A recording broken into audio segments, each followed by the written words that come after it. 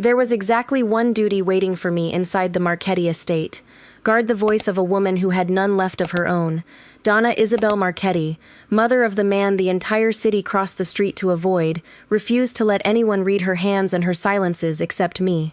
I was the quiet one who learned to catch every flicker of her eyelids, every shiver in her fingers, every warning hidden behind tired eyes. Draven cherished his mother more than he cherished the empire he had built on fear.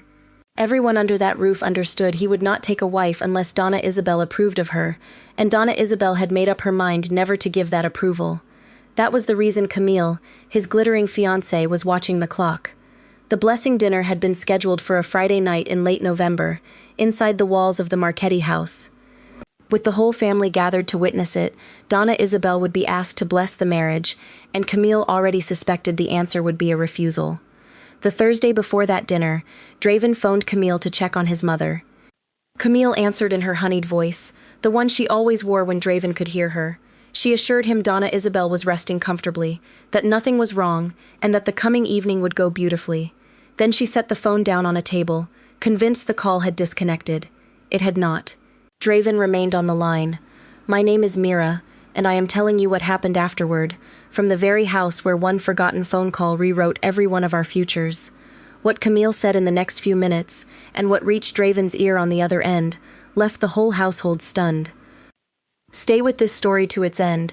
Subscribe if you'd like more like it, and tell me in the comments where you're watching from, because you'll want to understand exactly what that Thursday afternoon set into motion. Before any of that, before anyone inside the Marchetti walls even knew my name, I had another life entirely. I did not come from wealth or protection of any kind.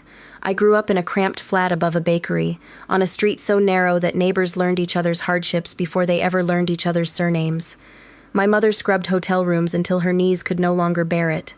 My father drove a cab through the night and slept away most of the daylight hours. We had little money, but we never carried shame. We understood early that dignity was something the poor had to guard more fiercely than cash, because cash could vanish inside a single bad month, while dignity only disappeared the moment you surrendered it yourself. By the age of 31, I had never married. Not for lack of offers, but because every proposal arrived with strings I couldn't accept. Years before, I had been engaged to a decent man named Daniel, and we had planned a wedding before the cold season ended. I had already picked out a simple dress. He had already put money aside for a modest apartment. It wasn't a lavish dream, but it was honest, and for a while that honesty had felt like more than enough. Then my younger sister and her husband were killed in a car crash, leaving behind their infant son, Theo. Everyone urged me to hand the baby over to other relatives, to think of my own future before it slipped away. Even Daniel's family insisted that no man should start a marriage raising a child that wasn't his. Daniel tried, at first, to stand beside me, but the weight of everyone's disapproval grew heavier than what he felt for me. His mother stopped speaking to me altogether.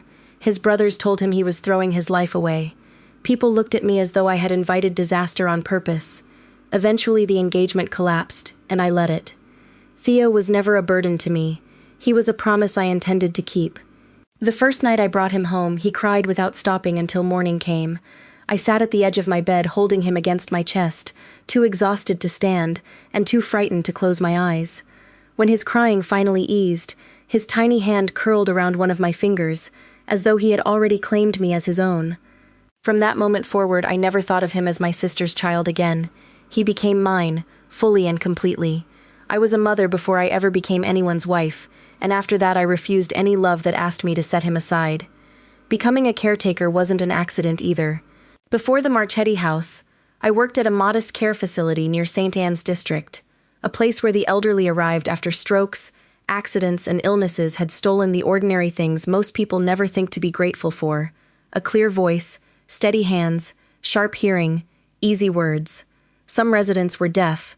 Some could hear perfectly but had lost the ability to speak. Some couldn't manage more than 2 letters before their fingers gave out from the effort. Those early months were brutal. I made countless mistakes.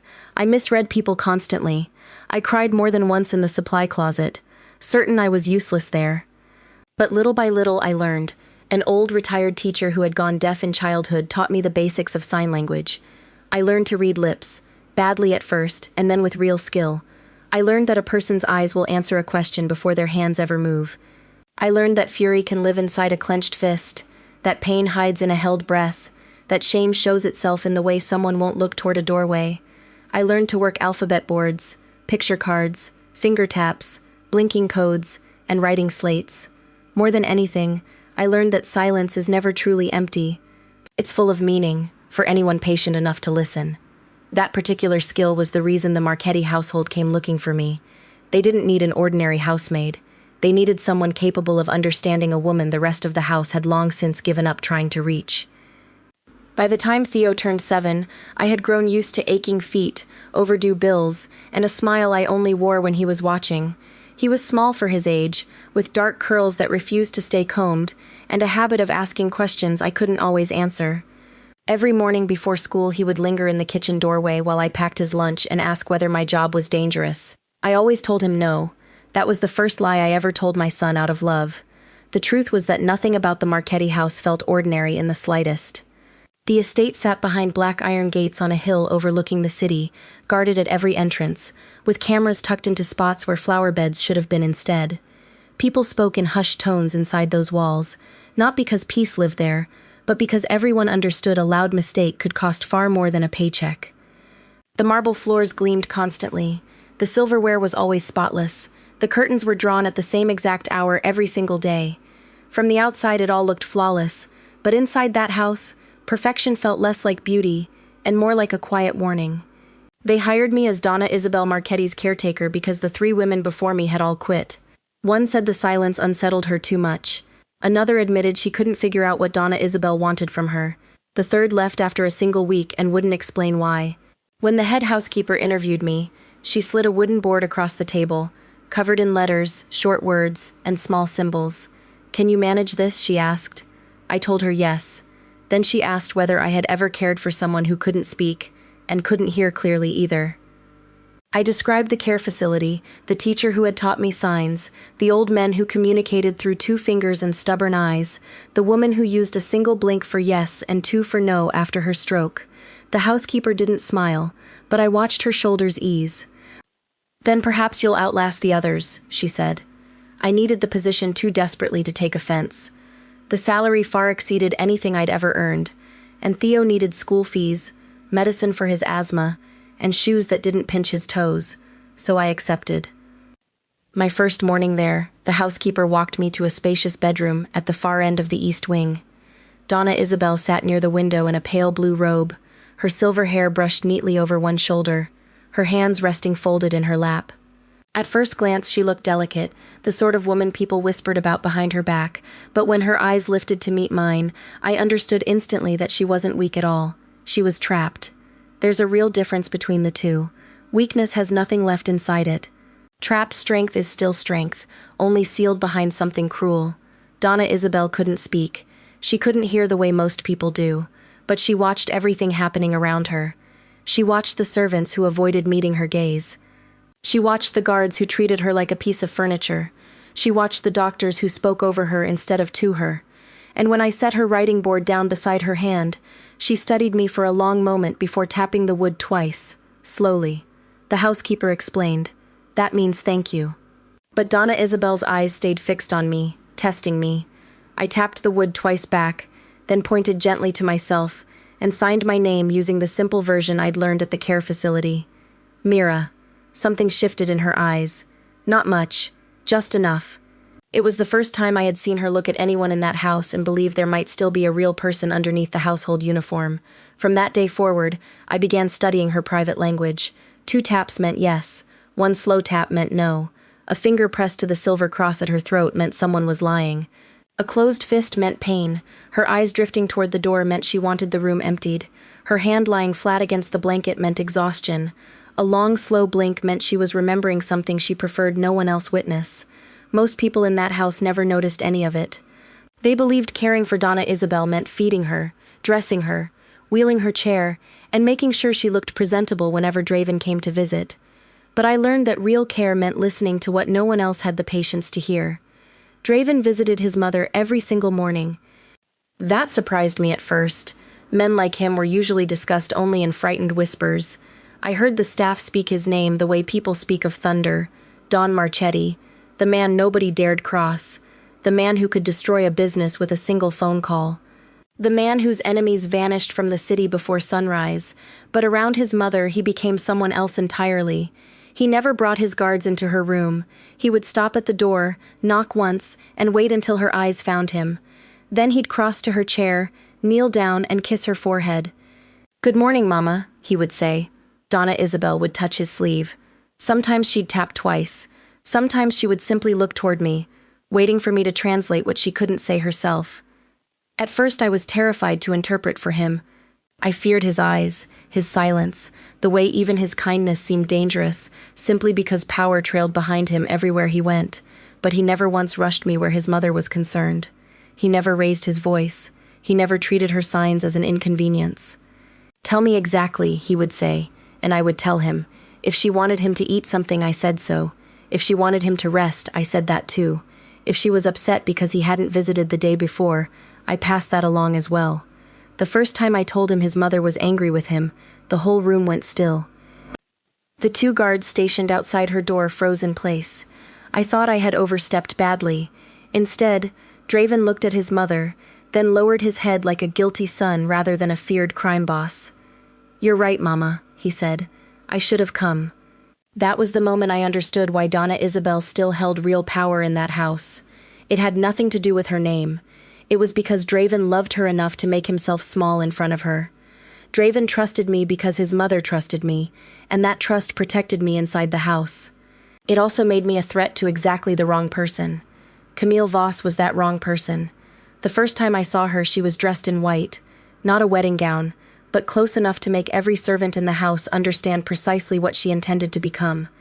She arrived draped in perfume and diamonds, wearing a smile so soft that even the older maids called her graceful. She kissed Donna Isabel's cheek right in front of Draven. She held the old woman's hand. She told him his mother looked lovely. Draven seemed relieved. I could see it plainly on his face. He wanted peace. He wanted the 2 women he loved most to accept one another. But Donna Isabel's fingers tightened on the arm of her chair the instant Camille touched her. I noticed it. Camille noticed that I noticed. And from that day on, her smile toward me was never quite the same again. In front of Draven, Camille was gentleness itself. She brought flowers for his mother. She asked after her meals. She adjusted the blanket over Donna Isabel's knees and called her Mama Isabel in a voice sweet enough to make the staff smile and look away. But the moment Draven left the room, the sweetness dropped from her like a mask. Camille would crowd Donna Isabel's chair. She would nudge the writing board just out of reach. She would speak slowly to her, not because Donna Isabel could hear it, but because she enjoyed saying cruel things to a woman who couldn't answer back. "He's going to marry me," she once murmured while fixing her lipstick in a mirror. "Stare all you like." Donna Isabel's hand trembled toward the board. I stepped forward to help her, but Camille turned and fixed her eyes on me. "Leave it," she said softly. "She's tired." I didn't leave it. I set the board back beside Donna Isabel's hand. Camille smiled, but there was no warmth in it at all. That was the moment I understood she didn't merely dislike me. She feared what I could translate. She feared my skill. She feared that I could read in Donna Isabel's eyes exactly what she was working so hard to hide behind her diamonds. The rule about Donna Isabel's blessing had existed long before Camille ever arrived. Draven had told the family many times he would never marry a woman his mother refused to bless. Some believed it was tradition. Some believed it was respect. I believed it was guilt. Donna Isabel had lost her voice and her hearing after a brutal attack years earlier, and Draven had never forgiven himself for being absent when it happened. He'd built her the safest room in the entire mansion. He'd hired doctors, nurses, guards, specialists. He gave her every comfort money could purchase, but he couldn't give her back the life that had been stolen from her. So he handed her power in the only form he knew how. No woman would become his wife unless Donna Isabel blessed the union. To Camille, that rule wasn't romantic in the slightest. It was an obstacle standing between her and everything she wanted. Camille didn't love Draven the way people are supposed to love a man. She loved the Marchetti name. She loved the cars that appeared before she even asked. She loved the guards who opened doors for her. She loved how shopkeepers grew nervous the moment she walked in wearing Draven's ring. She loved the mansion, the money, the influence, the seat that would one day be hers at every dinner, where frightened men would call her Signora Marchetti. I recognized it because poor women learn to spot hunger in every shape it takes. Mine had always been for safety. Hers was for ownership. As the blessing dinner drew closer, her panic began to surface. At first it appeared in small ways. She started visiting Donna Isabel far more often, always when Draven happened to be occupied elsewhere. She brought expensive scarves, pearl combs, imported sweets, gifts Donna Isabel never requested and never touched. Then she began questioning me. Does she understand everything? Can she write clearly? Can Draven read her signs without your help? If she's exhausted, might she confuse one sign for another? I answered only what I had to. Camille noticed my caution.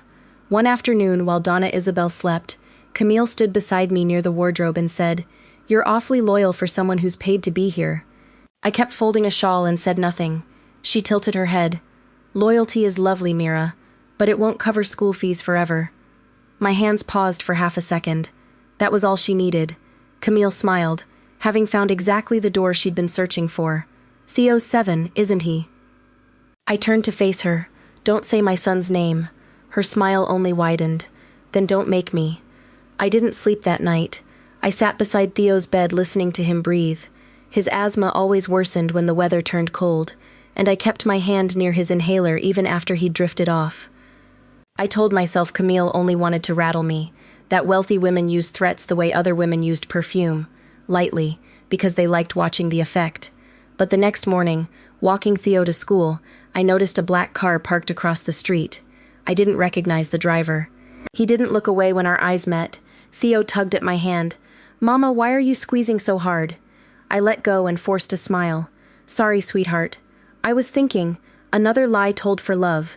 From that day forward, my world shrank considerably. I moved from home to school, from school to the mansion, from the mansion back to school, constantly scanning the street, constantly checking for that same black car. I couldn't go to Draven with it. That's something people who have never lived in fear fail to understand. Truth comes easily when whoever is threatening you can't reach anything you love. Camille never needed to touch Theo to control me. She only had to let me picture one single afternoon when he wouldn't walk out of the school gate. For 3 days straight, I lived trapped inside that image.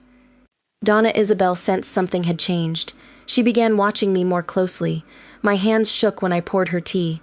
I avoided Draven's eyes whenever he entered the room. Donna Isabel tapped once. "No." I looked at her. She tapped again, slower this time. "No." Then she touched the silver cross at her throat. "Someone is lying," I whispered. "Please, not now." Her eyes filled with fury, not directed at me, but on my behalf. She reached for the board and wrote a single shaky word. "Theo." My breath caught in my chest. "How do you know?" I whispered. She only stared back at me, and in that stare was a truth I had somehow forgotten. Silent people still see everything. The blessing dinner was 2 days away.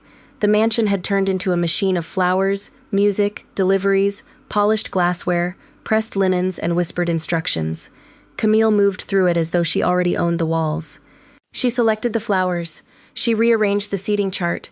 She informed the cook that Draven now preferred lighter sauces, though he'd never once said such a thing. She inspected Donna Isabel's dress for the evening and rejected the first choice because, in her words, black makes her look too severe. Donna Isabel looked at me and tapped once, slowly. "No." I nearly smiled, but Camille was watching. "The blue one," I said. "Donna Isabel prefers the blue one." Camille spun toward me sharply. "Did she say that?" I met her eyes. "Yes." Camille stepped closer, her voice dropping low enough for only me to hear. "Careful, Mira. You're starting to sound like you believe your family."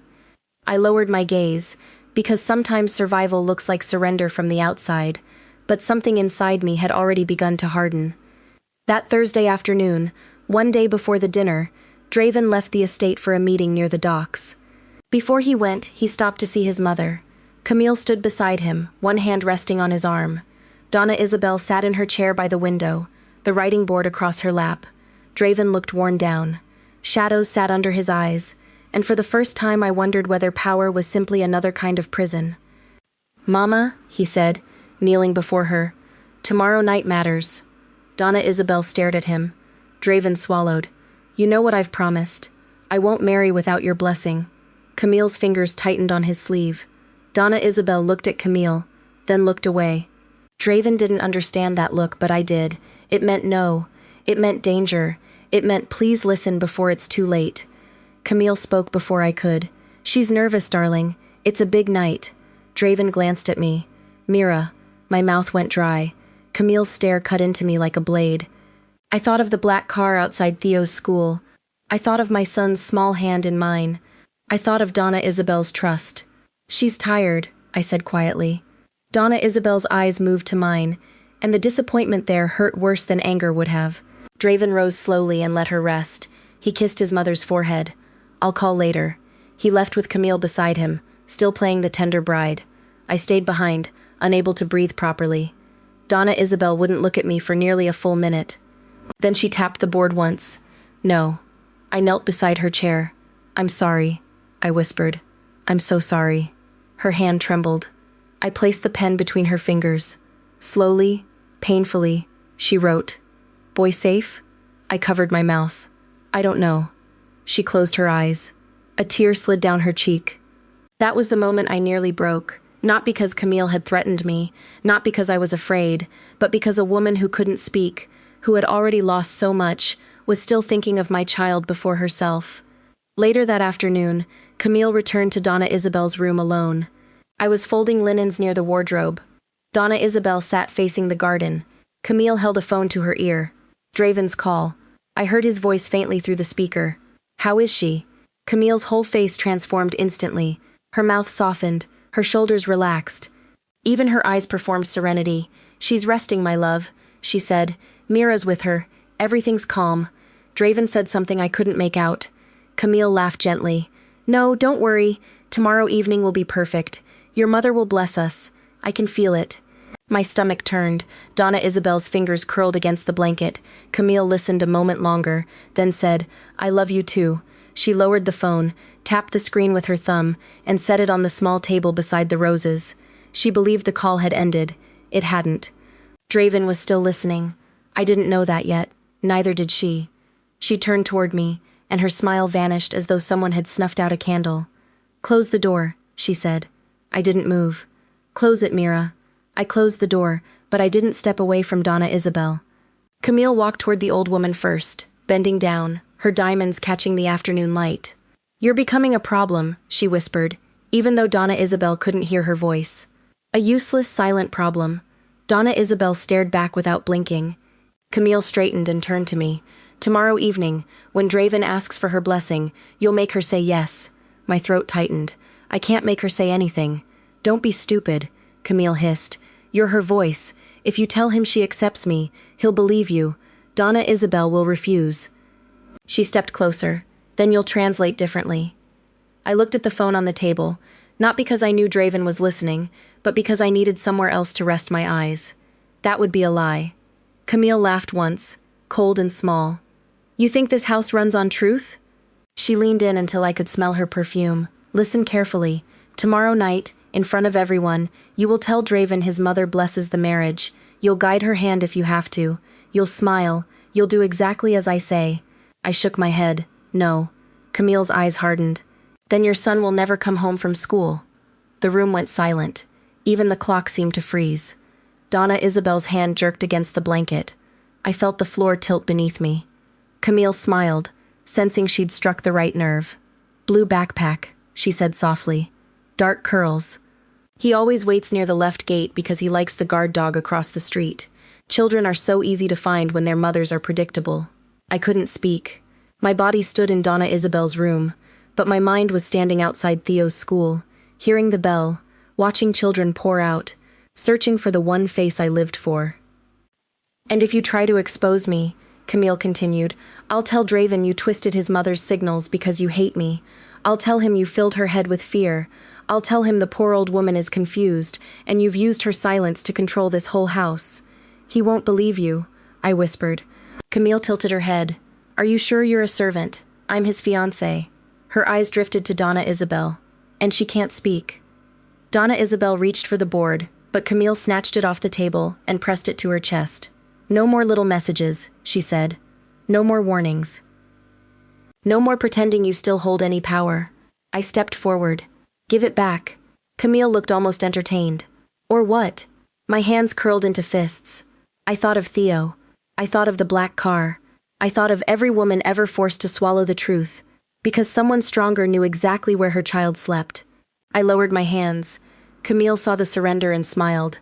Then she set the writing board on a high shelf, where Donna Isabel could see it but never reach it. Cruel people notice the small details. That's what makes them dangerous. They don't just take what you need, they leave it in view. "Tomorrow night," Camille said. "You'll save your son by giving me what I want." She turned to the mirror, smoothed a strand of hair, lifted the phone, and finally noticed the screen. For one frozen second, she went still. The call was still connected. "Draven," she whispered. No response came through the speaker. All the color drained from her face. She raised the phone with shaking fingers. The call ended on its own. She stared at the blank screen, then slowly turned to look at me. I knew then that Draven had heard everything. Camille knew it too. But instead of fear, something uglier crossed her face. Calculation. "If he heard anything," she said quietly, "you'll say I was emotional. You'll say you misunderstood. You'll say whatever I tell you to say." Donna Isabel's eyes burned with silent rage. I said nothing. Camille leaned close enough that only I could hear. "Remember your son." Then she left the room. For a long moment after the door shut, I couldn't move. That phone call had changed everything, but I had no idea yet whether it had saved us or ruined us all. Donna Isabel tapped the arm of her chair rapidly. I rushed to her side. "I know," I whispered. "I know." She pointed toward the shelf. I lifted down the writing board and set it in her lap. Her hand shook so badly the first few letters fell apart. I steadied the edge of the board while she wrote. "Draven heard." I glanced at the door. "I think so." She closed her eyes, and for the first time since I'd known her, I watched hope frighten her more than fear ever had. Hope is dangerous when you've survived too long without any. Downstairs, the mansion had gone strangely quiet. No shouting, no running guards, no slamming doors. That silence frightened me more than noise would have. If Draven had heard everything, why hadn't he come back? Why hadn't he called? Why hadn't the walls shaken with his anger? An hour passed. Then two. Camille never returned. I finished Donna Isabel's tea, helped her wash, and pretended my hands were steady. At 6, my phone rang. Theo's school. I nearly dropped it. "Miss Mira," the secretary said, "your son is safe. A driver from your employer is here to collect him." My blood turned to ice. "What driver?" "A man named Renzo. He says Mr. Marchetti sent him." I gripped the phone. "Don't release Theo to anyone." "Miss Mira, Mr. Marchetti is here himself." I stopped breathing. "What?" "He's in the office with the principal." My knees nearly buckled. "Put Theo on the phone." A moment later, my son's voice came through. "Mama." I closed my eyes. "Theo, are you all right?" "Yes." A tall man came. He bought me a sandwich. He said you were busy. Tears filled my eyes before I could stop them. "Stay with the principal. Don't go anywhere unless I call you again." "Okay." "Mama, are you crying?" "No," I lied. "I love you. I love you too." When the call ended, Donna Isabel was watching me closely. I turned to her, barely able to speak. Draven was at Theo's school. Donna Isabel pressed her hand to her heart. Draven didn't return to the mansion until after nightfall. By then, Theo was safe inside a guarded apartment the Marchetti family owned, in the care of a woman named Nadia who had once looked after Donna Isabel. Draven had arranged all of it without asking me, without announcing it, without giving Camille a single chance to move first. That was when I finally understood why his enemies feared him. His anger wasn't loud, it was precise. At 9, a guard came to Donna Isabel's room and said Don Marchetti wanted to see me in the library. My legs felt hollow as I walked the corridor. The library was one of the few rooms in the mansion I avoided. It smelled of old leather, cigar smoke, and decisions that could never be undone. Draven stood by the window, jacket off, sleeves rolled to his forearms. He didn't turn when I entered. On the desk sat a phone, a small recorder, and a photograph of Theo outside his school. The Marchetti office lines recorded calls automatically for security purposes. Men like Draven didn't trust memory when proof could be preserved instead. That recording had captured Camille's voice with perfect clarity. The sight of Theo's photograph twisted my stomach. "My son," I said, "is safe," Draven replied. His voice stayed calm, which somehow made it more unsettling. "No one will touch him." I gripped the back of a chair. "Did you hear everything?" Draven turned then. His expression wasn't that of a man betrayed by his fiancée. It was the face of a son who had just discovered his mother had been suffering down the hall while he walked past her door every single day. "I heard enough," he said. Shame rose in me. I should have told you. Yes, he said. That single word hurt because it was true. Then his jaw tightened. But she knew where your child was.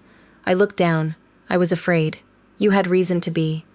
Silence stretched between us. I expected questions about Camille first. Instead he asked, "How long has my mother been afraid of her?" My eyes filled. Since the very first day. Draven looked away as though I had struck him. I didn't see it. I didn't know what to say. He turned back. "Tell me everything." So I did. Not all at once. Truth buried under fear never emerges cleanly. It comes in fragments, with pauses, with shame attached to things that were never your fault. I told him about Camille moving the board out of reach. I told him about the cruel whispers, the questions about whether Donna Isabel could be misunderstood, the black car outside Theo's school, the way Camille had started watching me every time I translated for his mother. Draven listened without interrupting. He moved only once, when I told him Camille had called his mother useless. His hand closed around the edge of the desk so hard his knuckles went white. "Why didn't my mother write it to me directly?" he asked. "Camille never left her alone with the board long enough when you were near," I said. And whenever she tried, someone always interrupted. His eyes darkened. "Someone?" I nodded. "The housekeeper, sometimes one of Camille's assistants. I think she had help." Draven glanced at the recorder. "She did." My breath caught. "You know who?" "Not all of them. Not yet." He lifted the photograph of Theo and turned it face down, as though he understood how much it hurt to see it. "The car outside your son's school belongs to a man who worked for Camille's cousin. He was picked up a while ago," Draven said. I swallowed. "Picked up?" His eyes met mine. "He won't go near your son again." I didn't ask what that meant. In Draven Marchetti's world, some answers were safer left unspoken. "What do you want from me?" I asked. "The truth," he said. "Tomorrow night, in front of everyone." Fear returned so fast I nearly stepped back. "You want me to expose her at the dinner?" "I want my mother to speak. Through you, through the board, however she chooses. But only if she wants to." That last sentence changed something inside me. Camille had wanted to weaponize Donna Isabel's silence.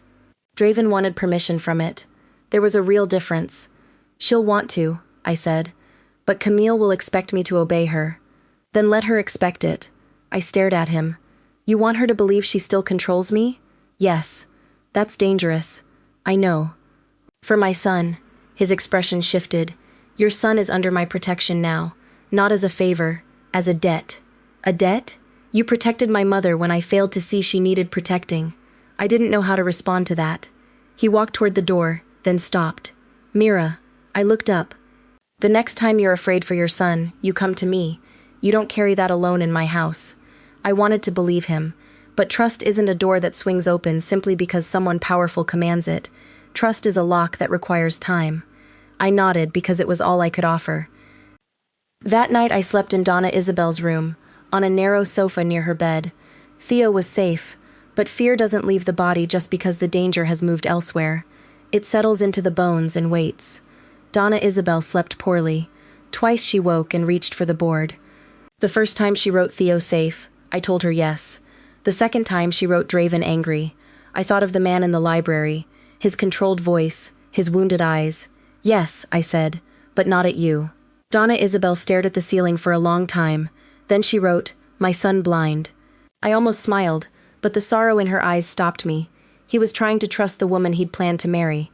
Donna Isabel tapped once. "No." Then she touched her cross. "Someone is lying." I nodded. "Yes."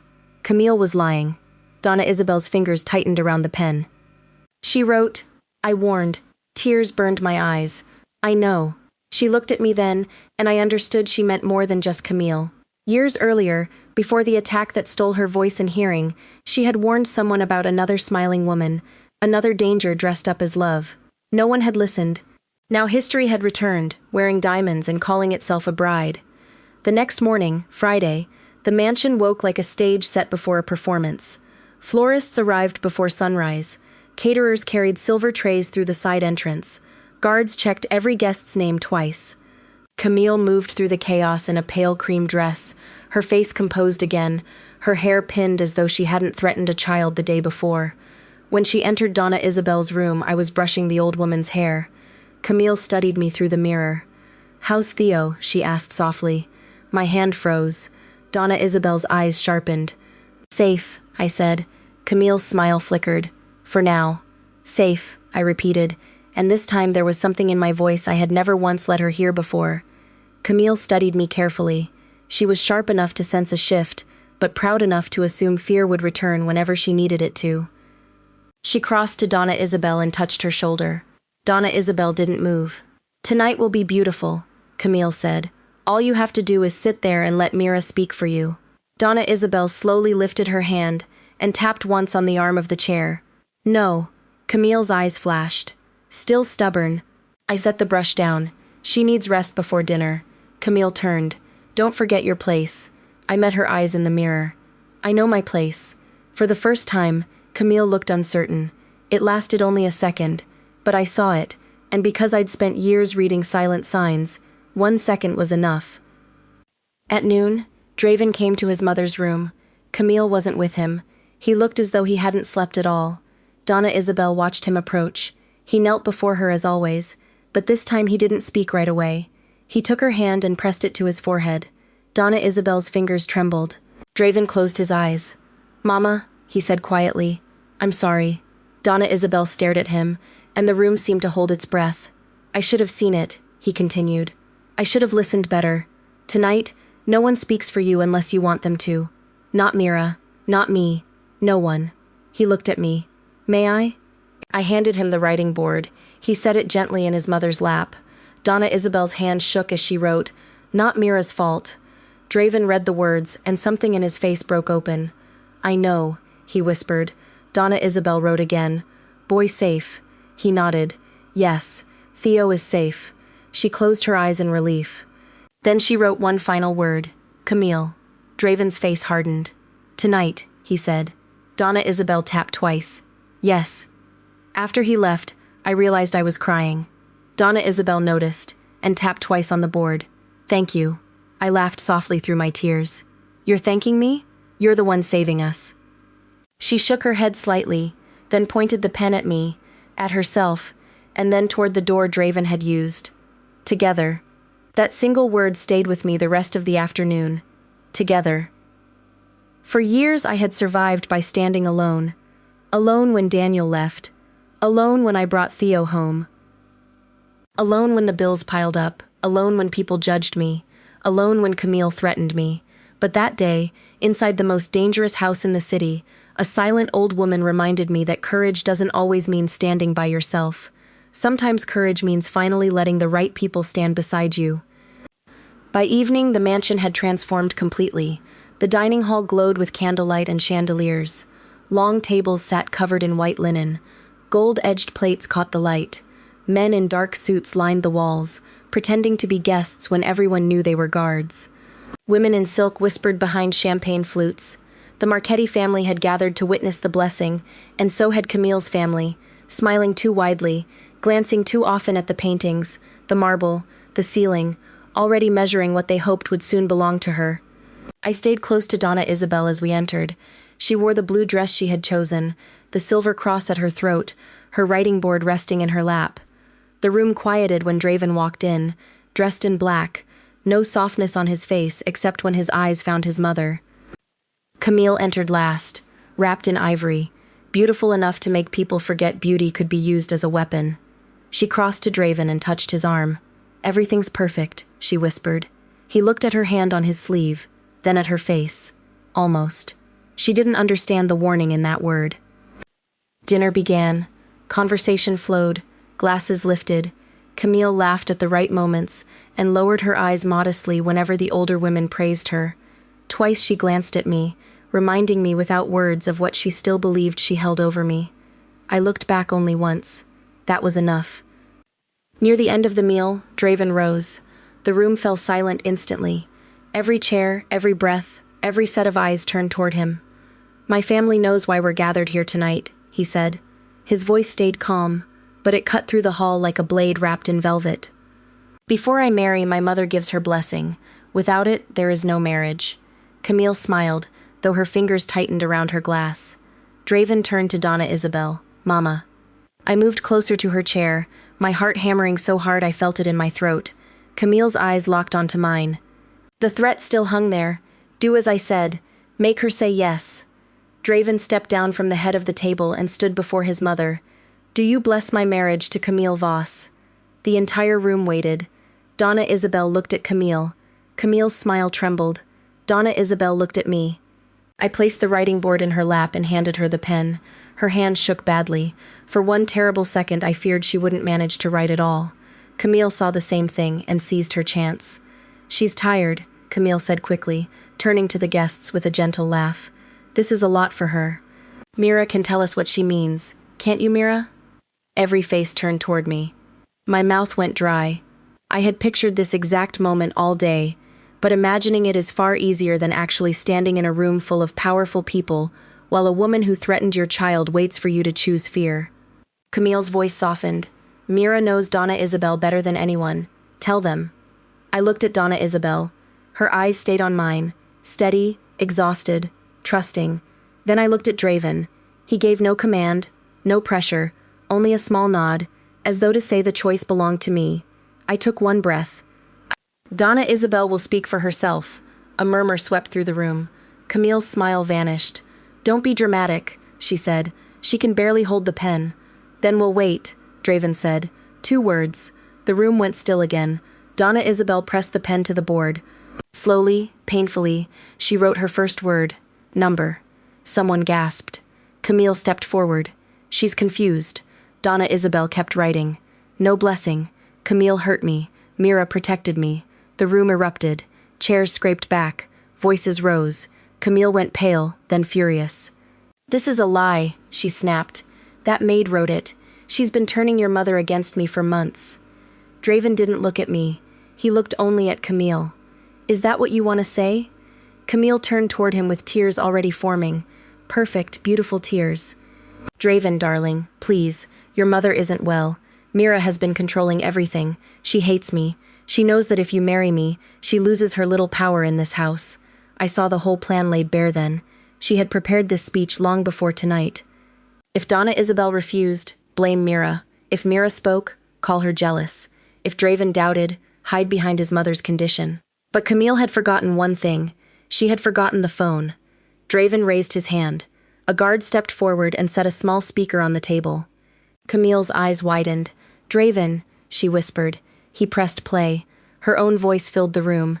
Tomorrow night, when Draven asks for her blessing, you'll make her say yes. You're her voice. If you say she accepts me, he'll believe you. The room froze. The recording continued, my own voice shaking. Donna Isabel will refuse. Then Camille's voice again, colder than the silver knives beside the plates. Then you'll translate differently. And if you don't, your son will never come home from school. A woman cried out. One of Camille's brothers rose to his feet, but a Marchetti guard moved behind him before he could take a single step. Camille stared at the speaker as though it had come alive. The recording played on until her final words filled the hall. You're a servant. I'm his fiancée. And she can't speak. Draven stopped the recording. Silence followed. Not ordinary quiet, but the kind that reshapes a room entirely. Camille looked around and understood that beauty could no longer save her from her own voice. Still, she tried. I was angry, she said. I didn't mean it. She provoked me. Draven's expression didn't shift. You threatened a child. I was emotional. You abused my mother. No. Camille shook her head quickly. No, Draven. I only wanted her to accept me. I love you. Donna Isabel tapped once, sharp and clear. No. The sound cut through the room harder than any shout could have. Draven looked at his mother, then back at Camille. My mother heard the lies in you before I ever did. Camille's tears changed then. They weren't beautiful anymore. They were desperate. Everything I did because I was afraid of losing you. Draven stepped closer. You never had me. She flinched as though he'd struck her. He removed the Marchetti engagement ring from her finger himself, slowly, not cruelly, but with a finality that made the entire room understand there would be no forgiveness bought with tears. Take her out, he said. Camille screamed then, not words at first, just rage. Guards moved in. Her family shouted. Draven's men closed ranks around them. Camille pointed at me as they pulled her toward the doors. You ruined everything, she cried. I stood beside Donna Isabel, one hand on the back of her chair. My knees were shaking, but I didn't step away. No, I said, and my voice came out louder than I expected. You did. Her eyes burned into mine until the guards finally dragged her through the doors. The room stayed in chaos for several long minutes. Guests whispered. Camille's relatives argued. Draven's uncle demanded explanations. Someone suggested the dinner should end. Someone else suggested calling the police. But Draven ignored all of it. He knelt in front of his mother, right there in the middle of the hall, in front of family, allies, enemies, servants, and guards. He took her trembling hands in his. "Mama," he said, his voice breaking, "forgive me." Donna Isabel looked at him for a long time, then she lifted one hand with tremendous effort and touched his cheek. Draven closed his eyes like a child receiving mercy he didn't believe he deserved. Donna Isabel tapped twice against his face. Yes, forgiveness, in her language, was never dramatic. It was 2 taps from a hand that had suffered too much and still chose to love anyway. I looked away, because some moments are too private even when they happen in a crowded room. Later that night, once the guests had gone and the mansion had grown quiet again, I found Draven standing alone in the corridor outside his mother's room, jacket off, tie loosened, his eyes fixed on her closed door. "She's asleep," I said. He nodded. "Nadia's with Theo." "Yes, he ate too much cake and asked if all Mafia houses have better food than ours." For the first time that night, Draven almost smiled. Then the smile faded. I owe him an apology too. He doesn't know enough to need one. Children always know more than adults think. That was true. I leaned against the wall, feeling the weight of the day finally settle into my legs. Draven looked at me. "You should rest." I nearly laughed. "I don't think my body remembers how." He was quiet for a moment. "You were brave tonight." I shook my head. "No, I was afraid the whole time." Bravery isn't the absence of fear. That sounds like something rich men say after poor women take the risk. He looked at me, and for 1 second I thought I'd gone too far. Then he lowered his eyes. "You're right." His answer surprised me. Men like Draven weren't supposed to admit a servant was correct. But that was the strange thing about him. Power had made him feared, but grief had left cracks running through him, and through those cracks his mother could still reach the boy he'd once been. "What happens to Camille?" I asked. "She'll leave the city before sunrise, that's all." His eyes hardened. "No, but it's all you need to carry." I accepted that, not because I trusted violence, but because I'd learned some burdens don't belong at a child's breakfast table. And her men? The one near Theo's school? Gone. He gave names. "Did you hurt him?" Draven looked at me for a long moment. I made sure he understood children aren't weapons. I didn't ask again. The next morning, Theo woke in a guest room larger than our entire apartment. He was sitting up in bed eating toast with jam, eyeing a silver tray with suspicion. "Mama," he said, "are we rich now?" I laughed for the first time in days, a real laugh. It startled me. "No, sweetheart." "Then why is the butter in a little bowl?" "Because rich people are afraid of normal plates." He giggled, and the sound loosened something tight in my chest. Then his face grew serious. "Did the bad lady go away?" I sat beside him. "Yes." "Because of the tall man? Because of the truth?" He thought about that. "Can truth make bad people go away?" I brushed his curls back. "Sometimes, but it usually needs brave people to say it." "Were you brave?" I looked at my son, the child I had chosen over every easier life. "I tried to be." He leaned against me. "I think you were." That was enough. More than enough. In the days that followed, the mansion changed in ways outsiders would never notice. Donna Isabel's writing board was never again moved out of her reach. A second board was placed in every room she used. Draven hired a specialist, not to replace me, but to teach the entire staff basic signs, so his mother would never again depend on a single person to be understood. The housekeeper who had helped Camille intercept Donna Isabel's messages was dismissed quietly. 2 guards were replaced. Camille's flowers were removed from the garden. Her portrait from the engagement announcement disappeared from the great hall before breakfast. But the biggest change was in Draven himself. He no longer asked his mother, "Are you all right?" as if the answer could ever be simple. He sat with her. He waited. He learned the difference between 1 tap and 2. He learned how her eyes drifted toward the door when she wanted privacy. He learned that her hand against the cross meant someone was lying. The first time he understood her without glancing at me for help, Donna Isabel smiled. Small, barely visible, but it changed his entire face. I understood then that love isn't always proven through grand gestures. Sometimes it's proven by learning a language no one else ever bothered to learn. As for me, I began planning to leave. That may sound strange after everything, but fear doesn't disappear simply because one enemy is gone. The mansion had nearly cost me my son. It had pulled Theo into a world I'd spent 7 years trying to keep him away from. I told myself the sensible thing was to collect my final pay, thank Donna Isabel, and find ordinary work somewhere without gates or guards or women like Camille. I told Donna Isabel first. She listened, her board across her lap, her eyes calm. Theo needs peace, I said, and I think I do too. She wrote slowly. You leave because afraid? I smiled sadly. Yes. She wrote again. Good mother's afraid. Then, after a pause, she added, but do not let fear choose whole life. I had no answer for that, none at all. That afternoon, Draven asked to speak with me in the garden. It was the first time I'd been out there without pushing Donna Isabel's chair. The roses were trimmed too neatly, the paths swept too clean, but the air felt easier outside the walls. Draven stood near the fountain, dressed in black as always, but without the coldness he wore around other men.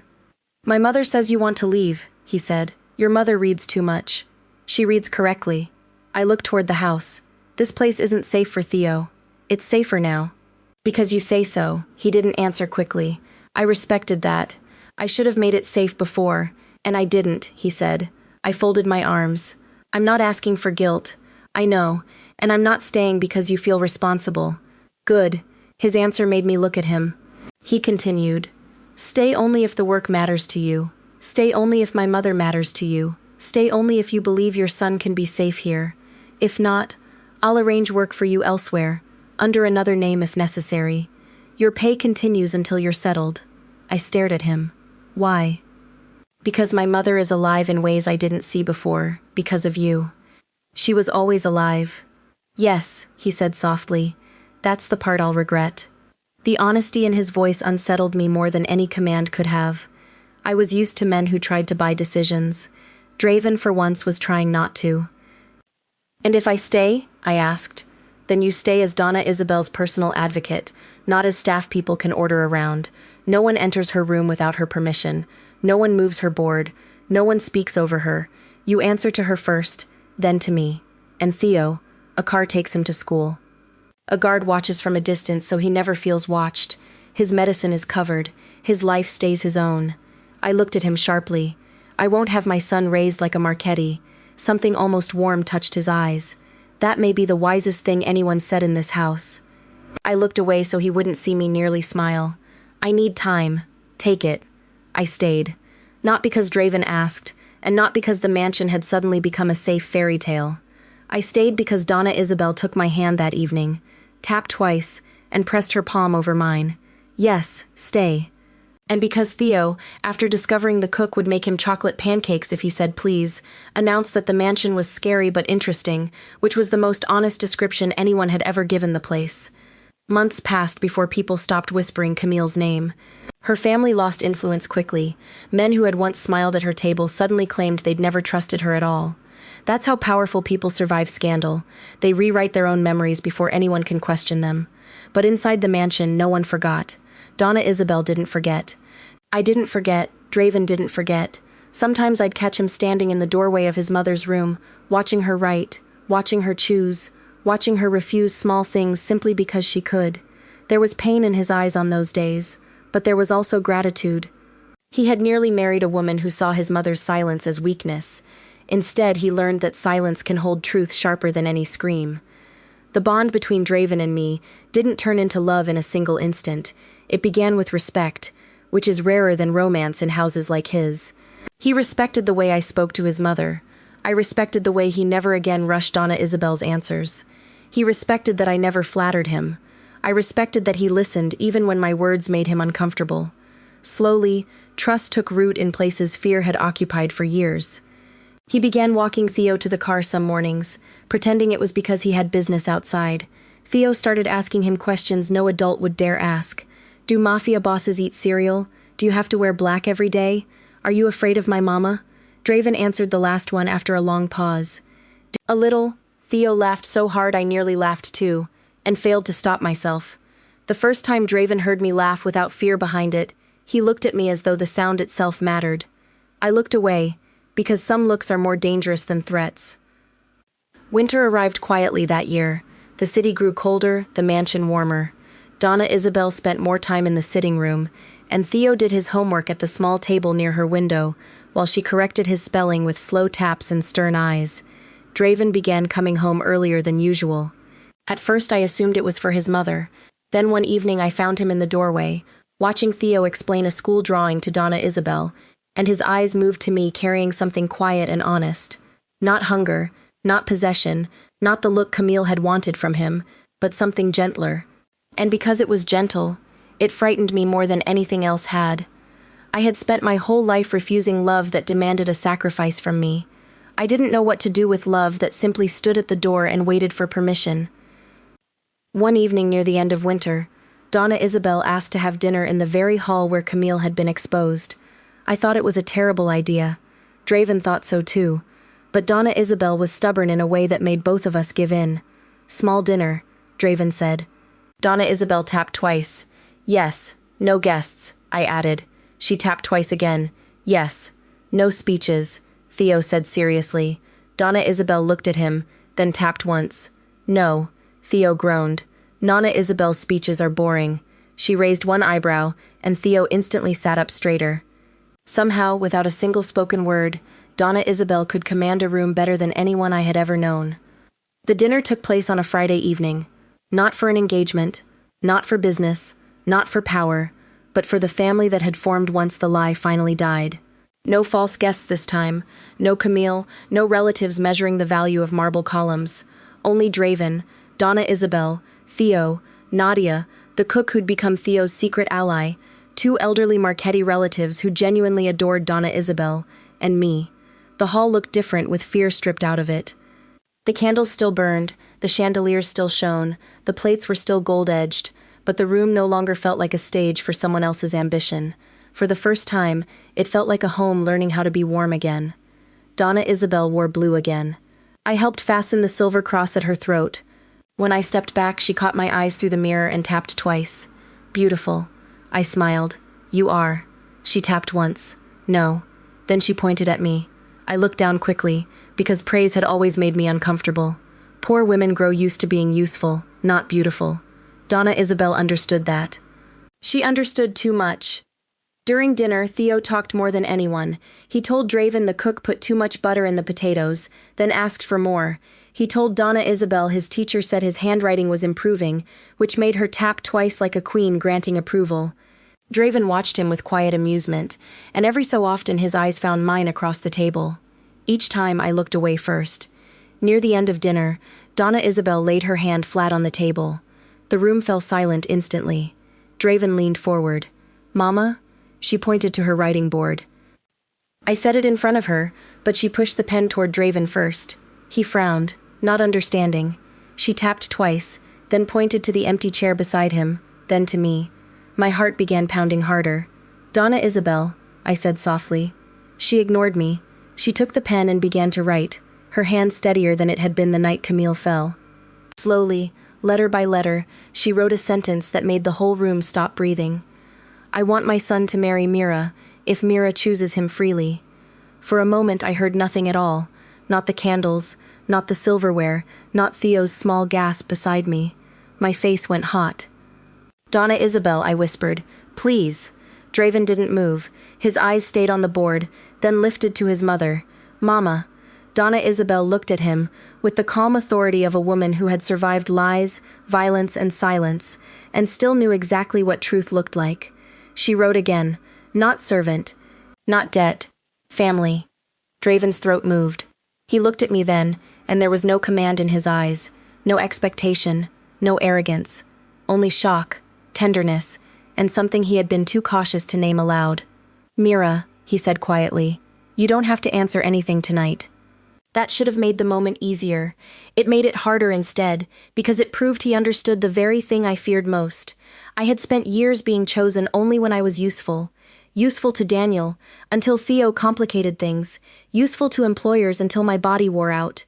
Useful to the Marchetti house because I could translate a woman no one else understood. But Draven wasn't asking me to be useful. He was offering me room to be free. Donna Isabel pushed the board toward me. Another line waited beneath the first. My son needs a woman who tells him the truth. Mira needs a man who will never ask her to abandon her child. Theo looked at me with wide eyes. Mama, he whispered, is she asking if Don Draven can be my father? The room softened and broke apart at once. I covered my mouth, but a laugh and a sob escaped together. Draven looked at Theo, and for the first time since I'd known him, the feared Don Marchetti looked afraid of an 7-year-old's answer. Only if your mother wants that, Draven said, and only if you do too. Theo studied him seriously. Would I have to wear black? Draven blinked. Nadia turned her laugh into a cough. I closed my eyes. No, Draven said. Could Mama still tell you when you're wrong? She already does. Would Nana Isabel live with us? Donna Isabel tapped twice, so hard the board jumped. Yes, Theo nodded as though closing a business deal. Then I think maybe it's okay. Everyone laughed softly then, even Draven. But I couldn't laugh for long. My eyes filled. I looked at Donna Isabel. You're asking too much. She tapped once. No. Then she wrote, I am giving blessing before asking. Your choice. Always your choice. Draven rose slowly and came around the table, though he didn't come too close. He stopped a few steps away, as if distance itself were a form of respect. Mira, he said, his voice lower than I'd ever heard it. My mother is bold. A small laugh escaped through my tears. Your mother is dangerous. Donna Isabel tapped twice. Yes, Draven smiled faintly, then grew serious. I won't pretend I deserve you just because my mother says so. I won't pretend my world is simple. It isn't. I have enemies. I have sins. I carry a name people fear. But I also have a mother who taught me, too late, that love without listening is just another form of pride. You taught me that too. I couldn't look away. He went on. I don't want you as a caretaker. I don't want you because you saved my family. I don't want you because I owe you. I want you because when you walked into this house, you saw the person everyone else had missed. You saw my mother. You saw me, even when I didn't deserve it. And if one day, not tonight, unless you wish it, but one day, you could see a life beside me, I'd spend the rest of mine proving that neither you nor Theo will ever have to stand alone again. No one spoke. Even Theo stayed quiet. I looked at the man the whole city feared, standing before me like someone asking for mercy. Then I looked at Donna Isabel, who had once been trapped inside her own silence, and had somehow used that same silence to lead us all toward the truth. Then I looked at Theo, my promise, my heart, the child I had chosen over every easier path. I spent years refusing any love that asked me to give up my son, I said. Draven's eyes never left mine. I would never ask that, and I won't become part of this house's charity. Never. And if I say yes one day, it won't be because Donna Isabel blessed it, or because you protected Theo, or because I feel grateful. Then say yes only if it's because you want me. My hands trembled. Donna Isabel watched me with wet eyes. Theo slipped his small hand into mine. I took a breath. Then not one day, I said softly. Tonight. Draven's face changed, not with triumph, but with a disbelief so tender it hurt to witness. Mira. Yes, I whispered, slowly. With truth, with Theo, with your mother, with nothing kept out of reach. Donna Isabel tapped twice, again and again, until everyone laughed through tears. Draven came closer then, slowly enough that I could have stepped back. I didn't. He took my hand, not like a man claiming something he wanted, but like a man receiving something he had no right to demand. He pressed his lips to my fingers, and the whole room seemed to exhale. Theo made a face. Do I have to watch this? Nadia laughed openly. Donna Isabel tapped once at Theo. No. Then she pointed to his cake. He understood instantly, and returned happily to dessert. Draven looked at me, and for the first time I didn't look away. Danger still waited outside those walls. Enemies still remained. There would still be hard mornings, guarded gates, old guilt, wounds love alone couldn't erase. But there was also a woman who had found her voice through a board and trembling fingers. There was a boy who had gained a family without losing his mother. There was a man who had learned that power means nothing if you can't hear the people you love. And there was me, Mira, the quiet caretaker who had entered the mansion to protect someone else's voice, and found her own waiting there too. Months later, when Draven placed a ring on my finger in the garden behind the mansion, Donna Isabel sat in the front row wearing blue, Theo beside her holding the writing board as though it were a royal document. There were no crowds of false allies, no families hungry for power, no woman in white pretending to love what she only wanted to own. There was only sunlight, roses, a handful of trusted people, and the sound of Theo whispering far too loudly, "Mama, don't cry. Your face will look funny in pictures." I cried anyway. Draven laughed under his breath, then wiped a tear from my cheek with a tenderness that made Donna Isabel tap twice in approval. When the priest asked for blessings, Donna Isabel raised her board. Draven and I turned toward her.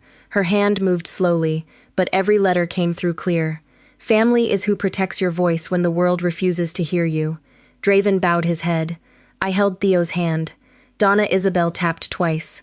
Yes, that was how our story ended. Not with Camille's downfall, not with a mafia boss's rage, not with the fear of a forgotten phone call, but with a woman who couldn't speak, blessing a family that had finally learned to listen. I still think about that phone call sometimes. People say Camille was destroyed because she forgot to hang up, but that isn't the whole truth. Camille was destroyed because she believed silence meant weakness. She believed a servant could be frightened into lying. She believed a mother without a voice could simply be ignored. She believed a child could be used as a weapon, and no one would ever hold her accountable for it. She was wrong about every one of us. Donna Isabel couldn't speak, but she said no. I was afraid, but I told the truth.